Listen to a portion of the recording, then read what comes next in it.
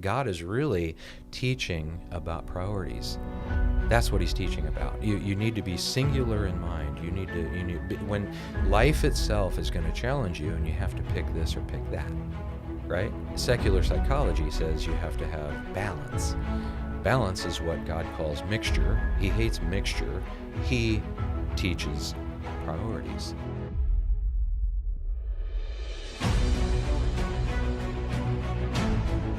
Hello there. Welcome back to the Men of True Worth podcast. I'm so glad you guys joined us today. I'm Michael Lewis. I'm your host today. And today I have a very special guest with me. I have, I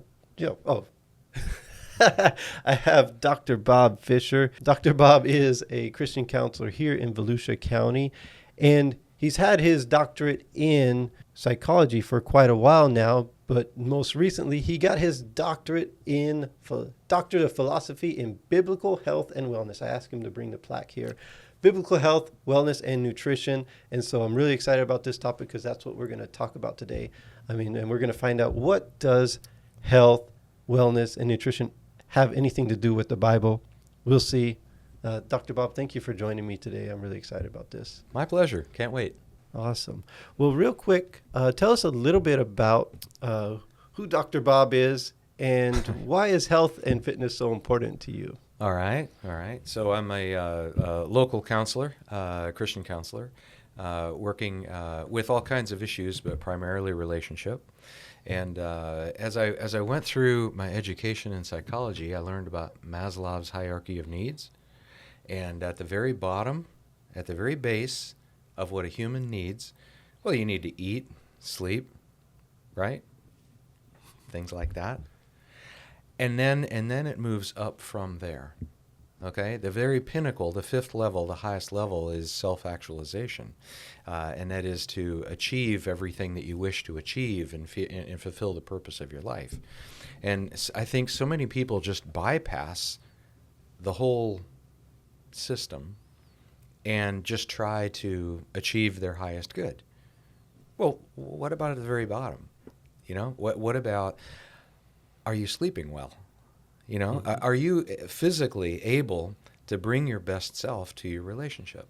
Are you physically able to bring your whole mind and all of your energy to your family and to your work, to your ministry, to your children, to your culture? So then I began to pursue an education in biblical health, wellness, and nutrition, and just recently earned a PhD in that. Congratulations. Thank you. And it just has proven to be such a very important foundational thing in so many people's lives. They come to counseling to solve a problem and then discover that there's a whole process that needs to be followed before we actually get to the problem. Are you actually even able to bring your best self or not? But that doesn't really affect the spiritual, right? Or like anything like that? Oh yeah. I think it does. So yeah, we have a body, we have a soul, and we have a spirit. So we're Trinitarian in our makeup, right? So all of those are important. And I'm fond of saying there's 4 different kinds of counseling, and you go to a counselor, and more often than not, they are trained in one of the 4. And one is you go to a minister, okay? And what they do is pray for you, because the answer is always spiritual, right? Well, sometimes you go to a psychiatrist and they put you on a medicine, okay? They deal with your physical body. They deal with your neurotransmitters and hormones and things of that nature, your physicality, right? Go to a psychologist and the approach is always about your thinking, right? How are you approaching life and what do you believe to be true, right? But then you can go to a caring, compassionate counselor who is a shoulder to cry on, where you're supported emotionally. Well, there's 4 different types right there. And the answer isn't always one of them. The answer, even from week to week, from session to session, may rotate around and be a different problem, right? So You're actually trying to fix the problem. Yeah. Not just talk about the feelings and things like that. You're actually trying to get to the root of the problem. Well, sometimes the problem is the feeling. Sometimes it's the Yeah. thoughts. Sometimes it's your physicality, and other times it's your spirituality. Yeah. Interesting. This topic is very interesting. So when working out, when exercising, eating right, things like that, Mm-hmm. we actually feel a lot of the mental health Mm-hmm. problems kind of dissipate a little bit, Mm-hmm. and that actually can help us grow and be better people overall. Is that kind of what you're saying? Absolutely. So there's the positive end of the spectrum, and what you're describing is like the runner's high, right? And that those endorphins last about 4 hours. So after you vigorously exercise, you just feel wonderful for about 4 hours, right? But then that's the positive end of the spectrum. The negative end of the spectrum is disease, chronic disease. So what is the number one killer? Heart. Number two, cancer. And there's a certain phase of life when those hit, if you will. But then the third is diabetes. And so if you have a stroke, how are you showing up for your family? You know what I mean? If you're going in for the cancer treatment and that sort of thing, right? Are you fully there? You know what I mean? Mm-hmm. Or if you're diabetic and you have, the different brain fog and all the different things and chronic inflammation, and if your health is a mess, it's not good. It's not good. Yeah. What are some of the common myths that are associated with all of this, with health, wellness, things like Mhm. that? What are some of the common myths that you've seen or you experience? Mm-hmm. Interesting that you ask that. I have here this gift for you. I don't know that it's a gift, but it's my doctoral thesis. And actually where I start after the introduction is the problem with our spirituality, the problem with our health, the problem of our mental health, the problem with our response to ill health, what we do about it, the problem with our traditional medical system, the problem with alternative health, and then the answer. The answer starts with diagnosis. Right? And with diagnosis, what I go into is figuring out what is is the problem physical, is the problem mental, is the problem emotional, or is the problem spiritual? So first you have to figure out what that is, right? So I think to answer your question directly, it's the one-size-fits-all mentality. Mm. You know, that when you're a hammer, every problem looks like a nail. That's it. That's it. So Bruce Lee, famously, was a martial artist over in Asia, and he learned many disciplines. And prior to him, you would do whatever your discipline was. You would compete against other disciplines to try to show that your discipline is superior. Okay, Bruce Lee comes along and learns them all. And then what he does in combat or whatever is whatever is needed, whatever's best. And he famously, be water, my friend, that famous interview, right? Yeah. And then he brings the martial arts to the West. He's an inspiration to me, that mentality, right? I think of Jesus meeting people, and as he met people, so you have a guy who comes up with a withered hand. The guy comes up, and Jesus says, "What would you like me to do for you?" I don't think that would have occurred to me. You know what I mean? It's like, oh, what a shame. You have a withered hand. Let me help you with that. Right? So it's a matter of figuring out what is the problem. But, all right, so the people watching and listening, they're saying, I thought this was a Christian podcast. It is. Why are we talking about health and wellness? We get that all over the place. What does that have to do with my Christian walk? Most of the folks who come to me for help are living in their head. And in their head is this terrible negative place where they're telling themselves this story. They enter the room and there's the other person, the child, the partner, the parent, whatever, the boss, the customer. They're living, listening to the narrative in their head. I think that when you are physically ill, you're living inside your head. You're naturally worried. You're distracted. Pain is a very real thing. And if you're able to feel terrific in your physicality, it's easier to get over yourself, to get out of yourself, to realize that you have something to give, that you're not consumed with fear or concern for your physicality. Well, what are the Christian principles or biblical principles that can actually help us in our health and wellness? What a great question. What a great question. Biblical principles, I'll go straight to the New Covenant. What is the New Covenant? We're supposed to love our neighbor the same way God loves us. Right? Yeah. How does God love us? Is he broken down and needy? I don't think so. He's large and in charge, and he's an intimate companion, and he's a friend, and he has so much to give, and he describes himself that way. John 4, the woman at the well, if you knew who you were talking to, I'd be a wellspring rising up inside of you, and you'd never thirst again. And I'm the vine, you're the branch, right? He's the supply, right? He has so much to give. And literally, the one command of the New Covenant is we're supposed to go and love other people and provide for other people and give to other people exactly the same way. So, biblical principle, I would say the main part of the New Covenant, the main principle, love your neighbor the same way he loves us. Give, provide, right? Be so full of the Spirit that the Spirit just splashes out on other people. Are you trying to tell me that by going to the gym or eating healthy and taking care of myself, I'm actually loving other people? 100%. Really? 100%. Okay. Absolutely.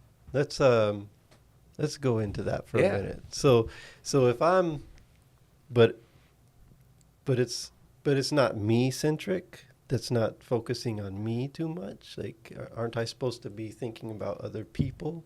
Yes. Man, so how do we reconcile that idea? I feel like there's something that makes so much sense to you in this topic, but I feel like it could easily be rejected by most people that are going through regular life. Love others, or put others above you, think of others as more important than myself. So there is some, even if you and I may agree on this topic, there's a big resistance to this idea that I should put myself first, that I should take care of myself first. Are you able to speak to that for a second? Absolutely. So a couple of Old Testament saints, okay? One is Jabez. And Jabez goes to God and says, quote, "O Lord, bless me. Bless me indeed. Enlarge my territory." Okay, how's he doing so far? And then he says that I would not cause pain.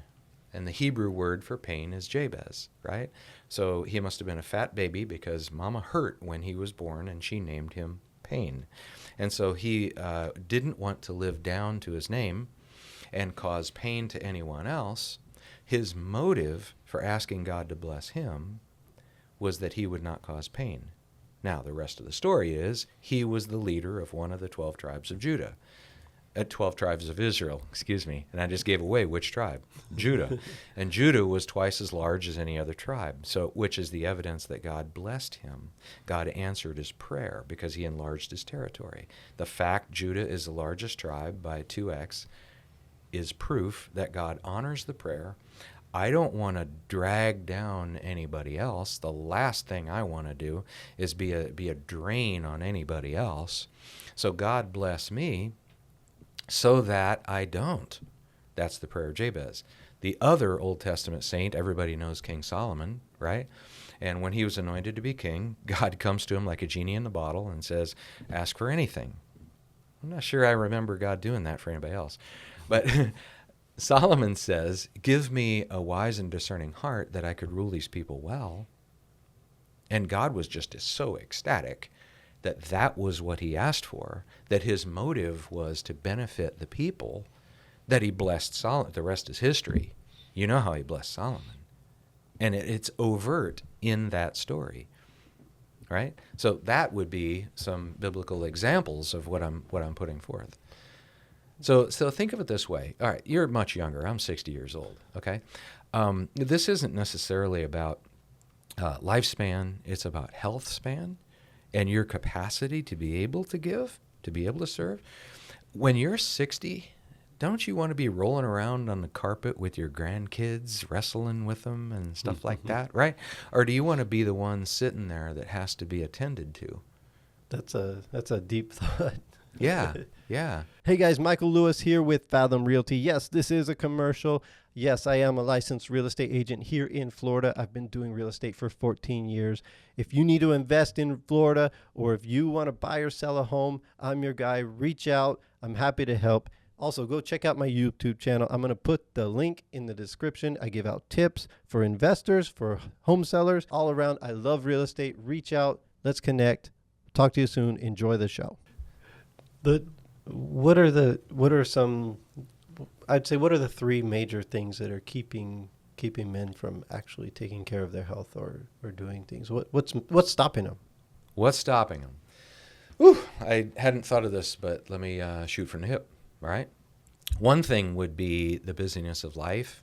Here in America, we're all very busy, you know, and I think that the old covenant and the restrictions against wearing two different kinds of fabric at one time, and God is really teaching about priorities. That's what he's teaching about. You need to be singular in mind. When life itself is going to challenge you, and you have to pick this or pick that, right? Secular psychology says you have to have balance. Balance is what God calls mixture. He hates mixture. He teaches priorities, right?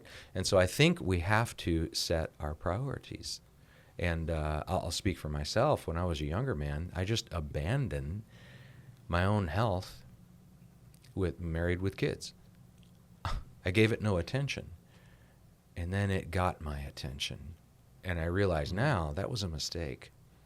That was a big mistake. So the busyness of life, I think, too, that ill health creeps up on you. You earn it, you know. Autoimmune diseases are earned. You don't catch them. You create them, right? And once you do, then you're so limited, right? And so I'm not sure if I'm answering your question well. I'm thinking as well in our culture in America. I think in America we have 4.5% of the world population.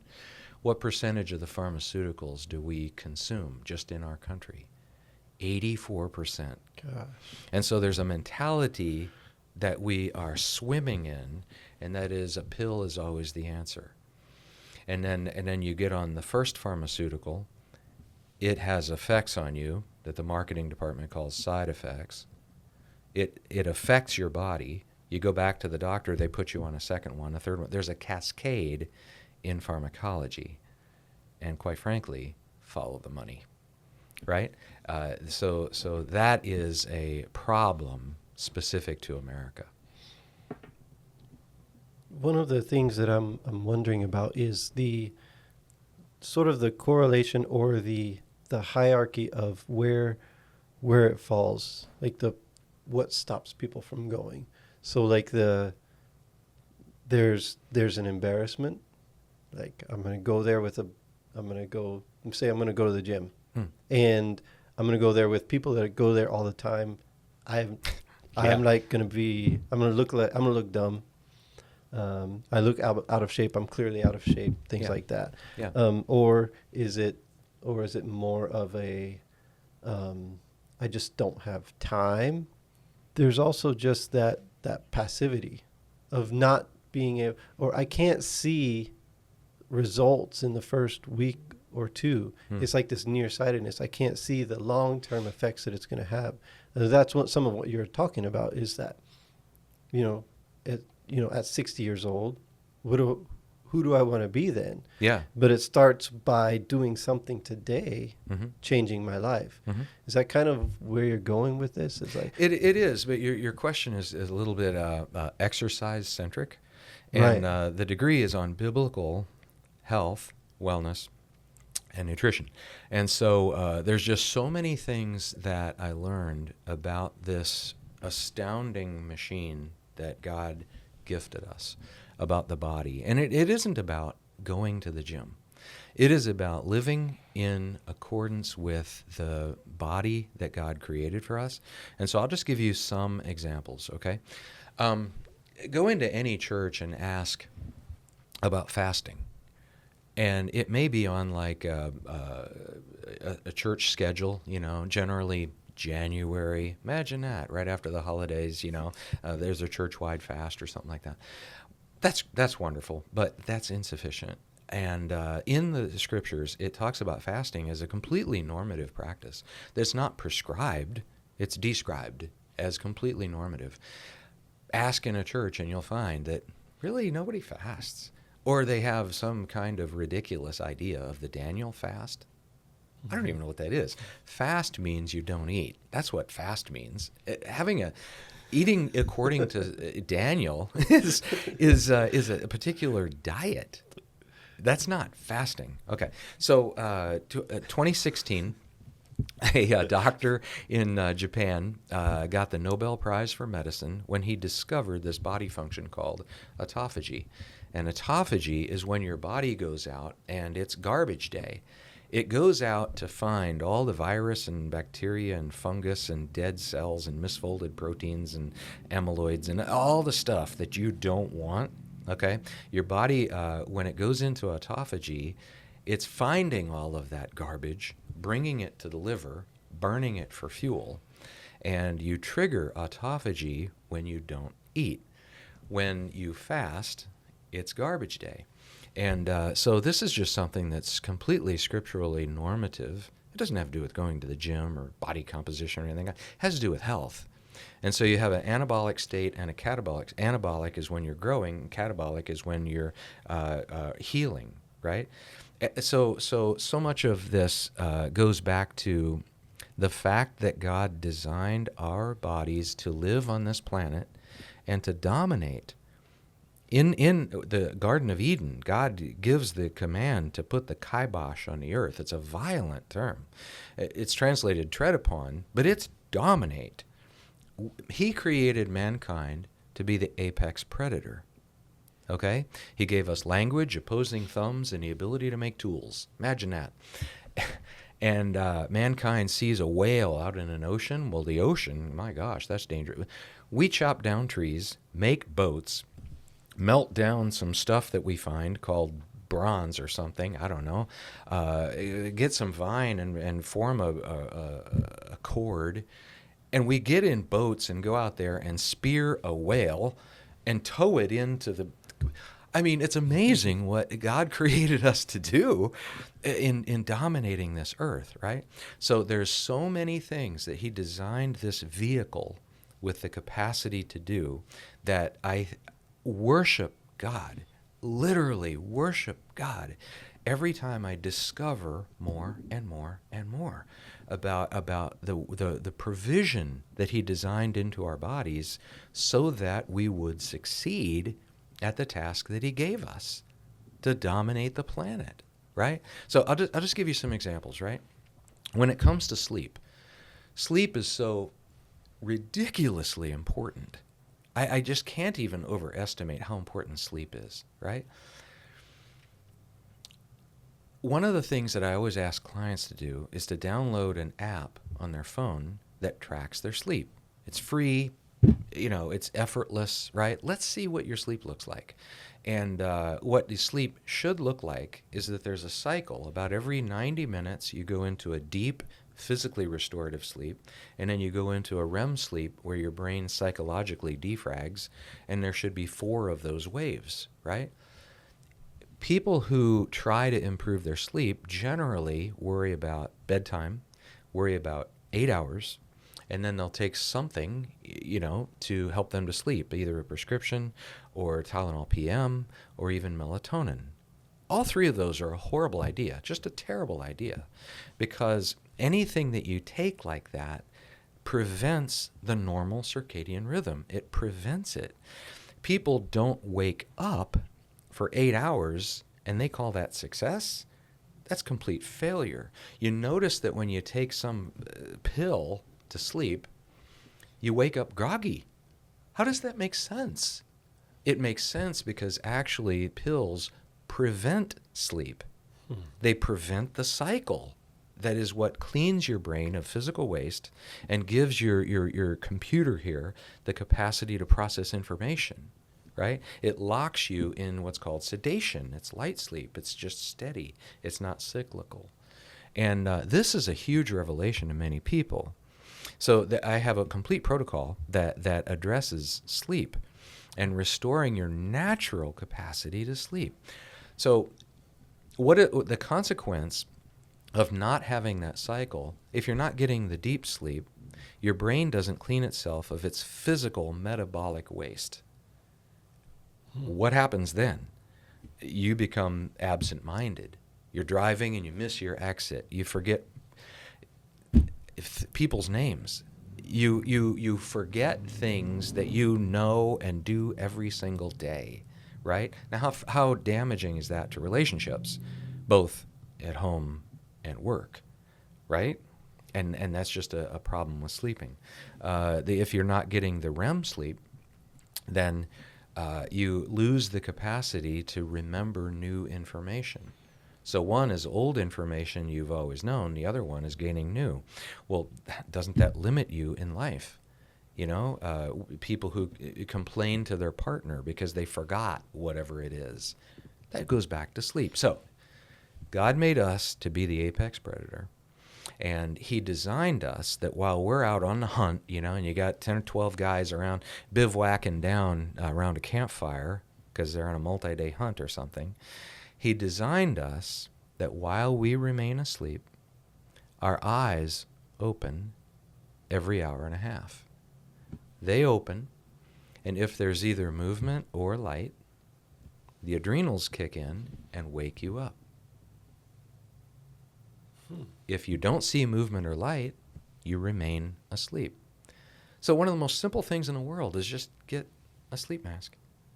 You can have the ceiling fan on, you can have the nightlight on, and the door open in the hallway, whatever. It doesn't matter. Wear a sleep mask, you sleep all the way through. And you get those cycles, right? The other thing is when you sleep and how you wake up.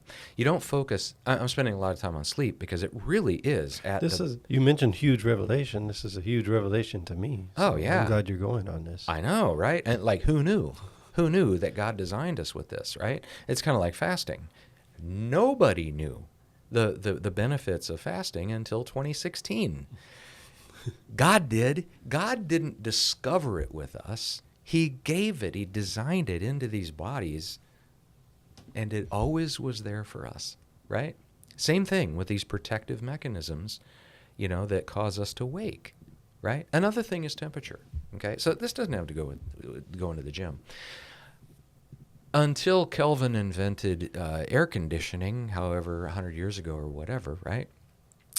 It would be hot at noon. It would be cold at night, right? Right. Our bodies are designed to have that cycle of temperature. But what do, especially here in America? We want that thermometer always at 72 degrees, so I'm always comfortable. Yep. We create this steady state that we're in. That isn't what God designed for us.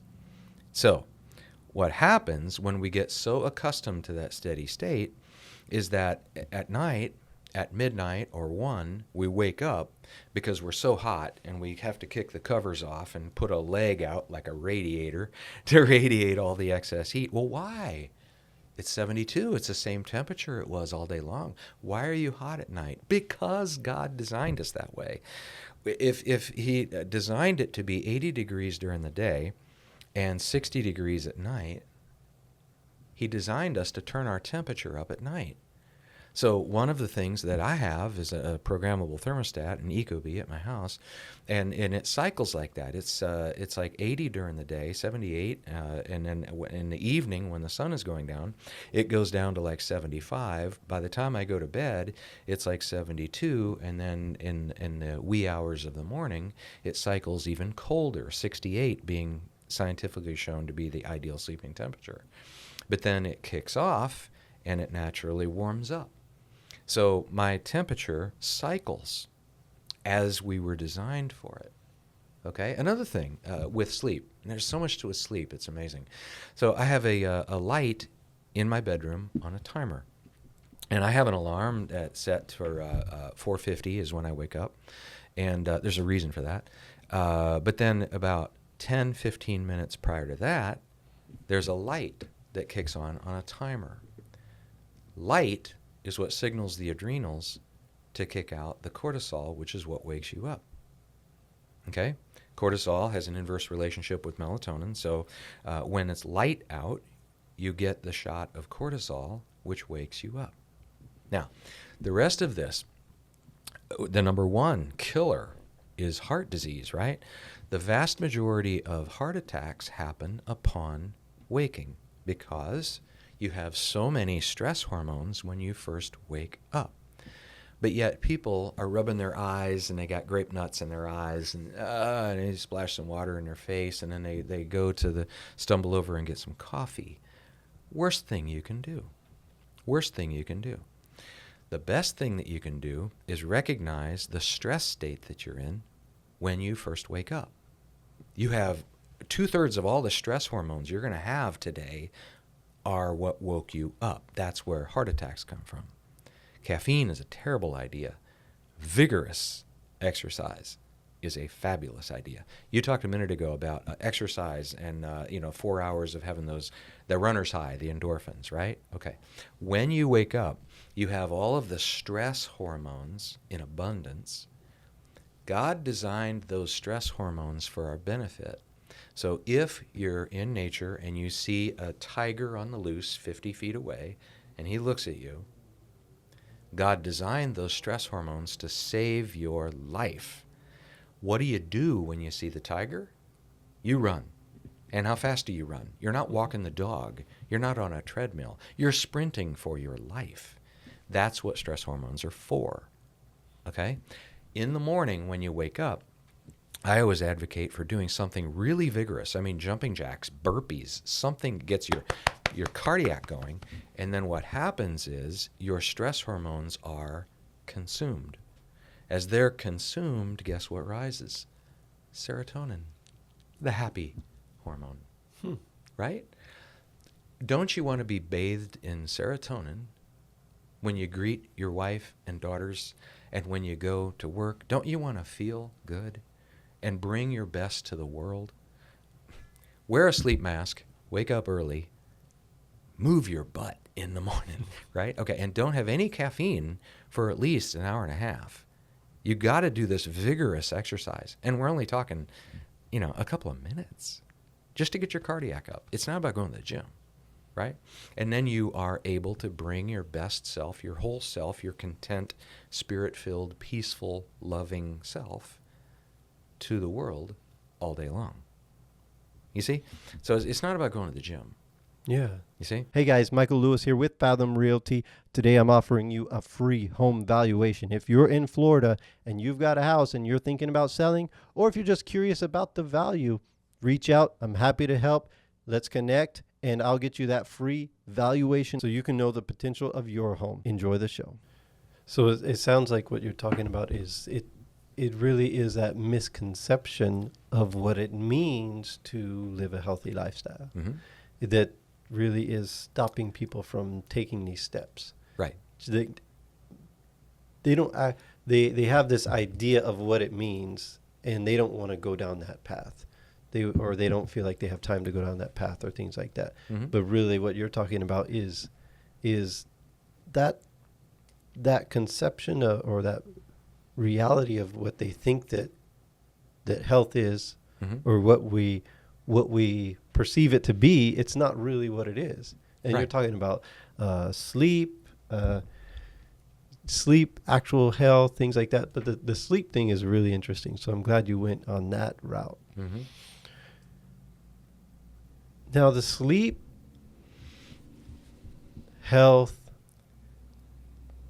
depression, all of these things that happen, isn't it kind of like we're thinking, but I don't feel like taking care of myself.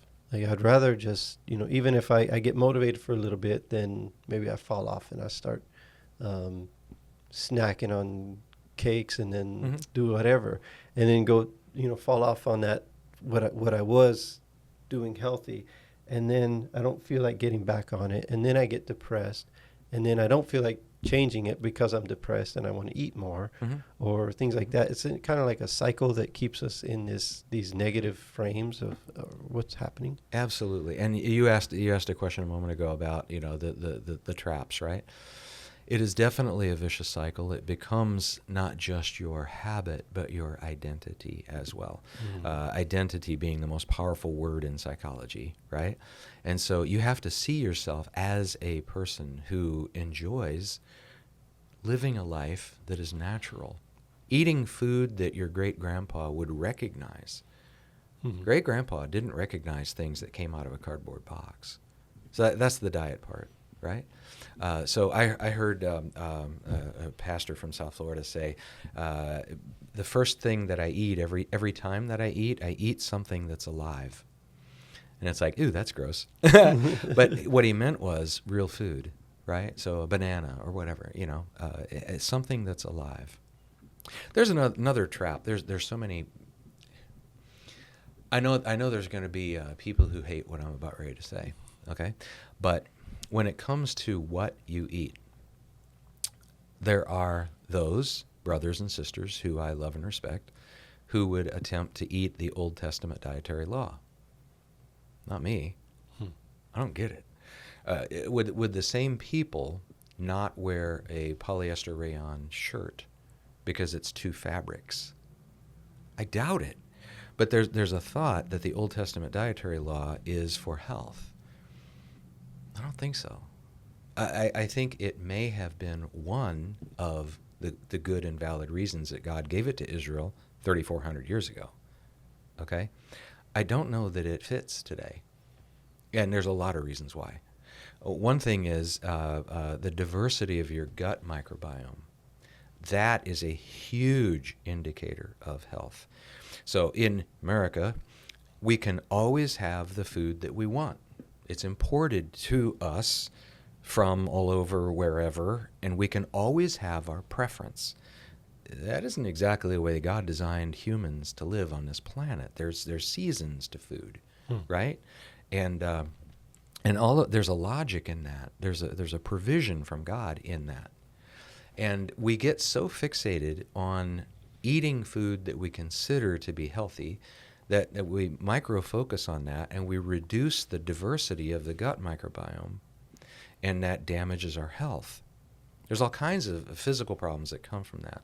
And so I'm fond of an app called Viome, and for $150 you send them a fecal sample, and they will give you a report for how diverse your gut microbiome is. And the first time that I did that, I've only done it twice, it said that foods to avoid for me were like chicken breast and Brussels sprouts and kale and things of that nature. That was what I was living on. It's like, oh, these are the good foods? No, not at all.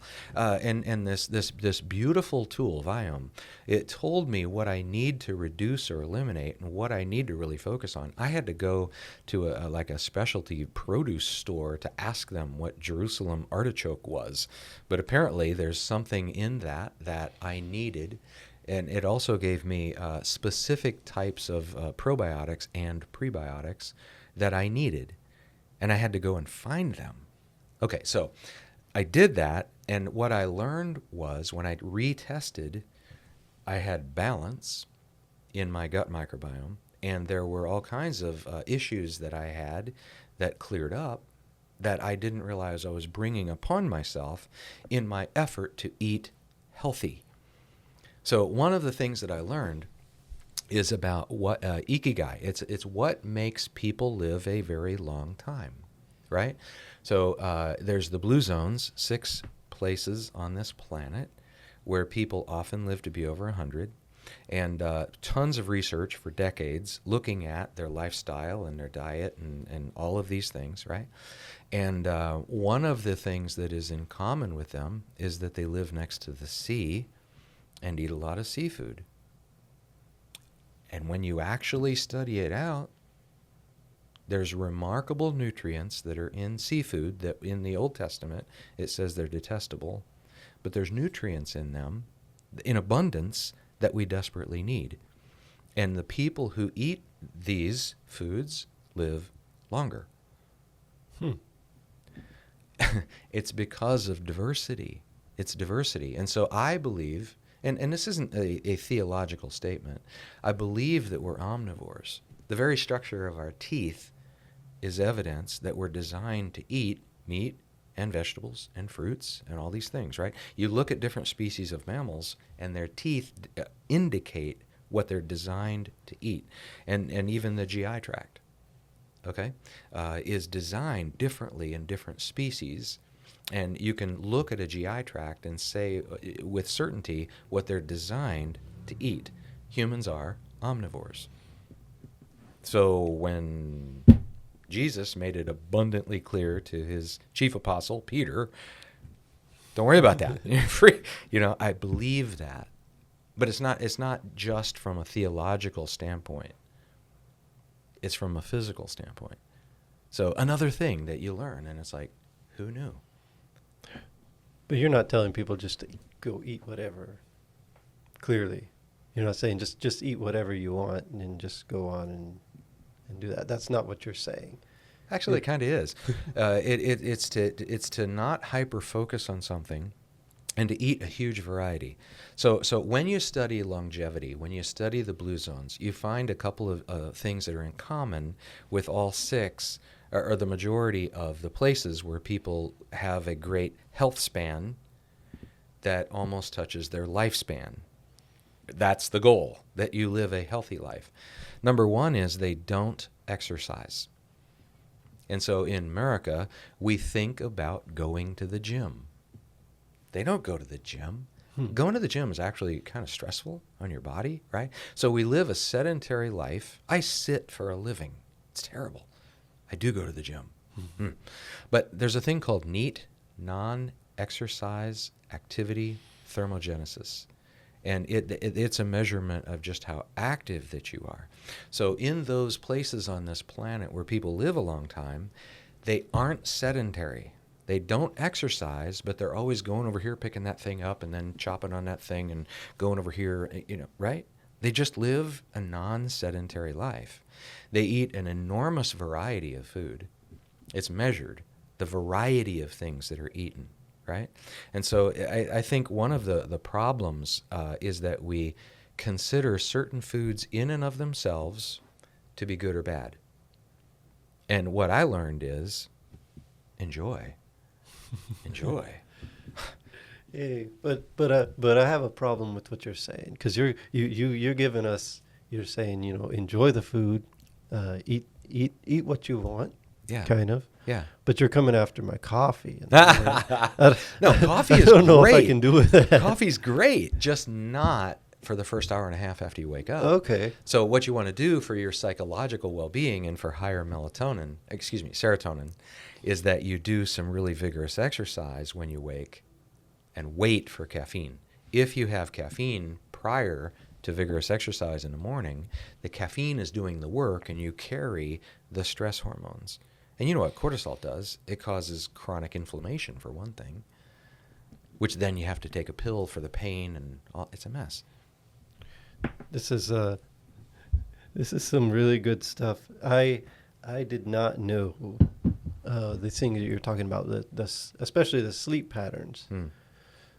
So you're saying, like I said, we gotta get the lights turned off. We can still have some nightlight on, maybe, but eye mask. Right. No more sound machines. You can have a sound machine. Sound machine's okay? Yeah. Okay. The ears don't matter. It's the eyes. No more melatonin. Right.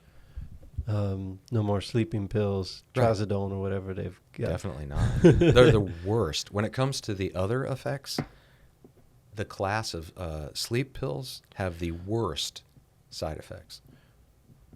And for people that have been using it for years, whether it's melatonin or trazodone or something like that, if somebody that's been using that for years, how do they get off of it? They're saying that, well, that's the only thing that gave me any sleep. What would be your suggestion to them? All right. So the glands secrete things, right? The gland that secretes melatonin is the pineal gland.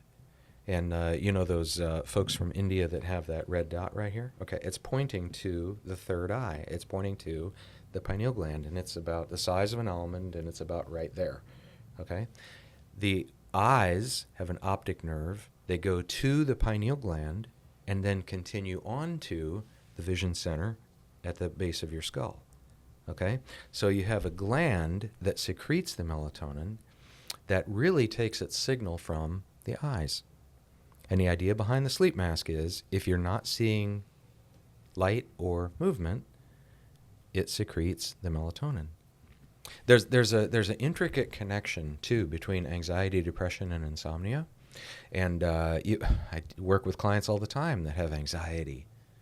You know, the problem is in relationship. Other people, a lot of them, the problem is just in their life. You know, and you know, a minister can quote all day long that Jesus says, you know, you shouldn't worry. Worry is a sin. Worry is the opposite of faith. That's nice, but there's also a physical, and it could be the spiritual or it could be the physical, right? So women of reproductive age lose iron every 28 days, and when your iron is low in your blood, your body can't synthesize or can't create either serotonin or melatonin. It also can't create hydrolysized L-tryptophan, which is 5-HTP, which is God's anti-anxiety. Also, if you don't have sufficient B vitamins, you have to have iron and about 3 of the 12 B vitamins to hydrolysize L-tryptophan and create the anti-anxiety and create the anti-depression and create the hormone that helps you to sleep. There's a physical common cause for anxiety, depression, and insomnia. Who knew? And so people come to me often with anxiety, and I'm sending them out to start shopping for some supplements. And it's remarkable, the people that with their doctor's approval, get off of anxiety meds because they begin treating the body the way God designed us to treat it, feeding it what He provided, not what Kellogg's provided. You know what I mean? And then sleeping when you're supposed to sleep. It's fascinating. Now, this is clearly something that's very important to you. Mm-hmm. As we bring the conversation to a close, what would you suggest people do, like to take action, or what's a message that you want them to hear right now about this topic? All right. I would be delighted to hear from any of the folks listening to this, and I will, free of charge, text a complete protocol. And it involves a certain referral to a pharmacist that I work with. It includes the apps that you need on your phone to track your sleep, to find out where you stand. It includes a shopping list for all the supplements, and it includes a very detailed, lengthy description of all the different ways that you can cooperate with your body the way God designed it to. And the net effect is, if folks want that, I'd be glad to give it to them. And then the anxiety, depression, and sleep issues diminish. Interesting. All right. So they would go to newlifecounselingcenter.net, and that's how they can get in contact with you. Yeah. My cell phone is listed there, 386-679-4482.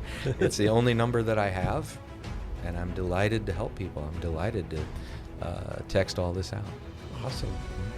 Dr. Bob, I really appreciate you coming on the show today. Thank you for sharing. This is this is some new revelation to me. So hopefully it helps some others watching as well. So thank you for doing that. Entirely my pleasure. Yeah, and thank you guys for tuning in. If you made it this far, go ahead, like, subscribe, comment, let us know, and then reach out to Dr. Bob, and you can get that entire thing that he was talking about. So thank you for watching. Thank you, Dr. Bob. My pleasure.